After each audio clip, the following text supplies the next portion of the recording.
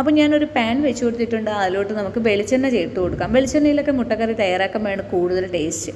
അപ്പോൾ അങ്ങനെ ഞാൻ വെളിച്ചെണ്ണയാണ് ചേർക്കുന്നത്. ഒരു 2 ടേബിൾ സ്പൂണോളം വെളിച്ചെണ്ണ ചേർത്ത് കൊടുത്തിട്ടുണ്ട്. ഇനി നമുക്ക് കുറച്ച് കടുക് ചേർത്ത് കൊടുക്കാം.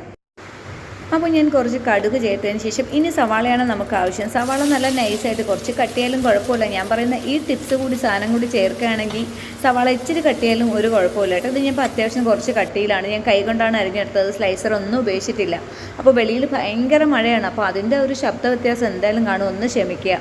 അപ്പോൾ പിന്നെ ഞാൻ കുറച്ച് കറിവേപ്പില ചേർത്ത് കൊടുത്തു, കുറച്ച് ഉപ്പ് ചേർത്ത് കൊടുത്തിട്ടുണ്ട്, 2 പച്ചമുളക്, ഒരു വലിയ പച്ചമുളകാണ് 4ആക്കി കീറിയിട്ടിരിക്കുന്നത്. അപ്പോൾ ഇത് ഇത്രയും ചേർത്ത് കൊടുത്ത് എല്ലാം കൂടി ഒന്ന് ഇളക്കി യോജിപ്പിച്ച് കൊടുക്കുക.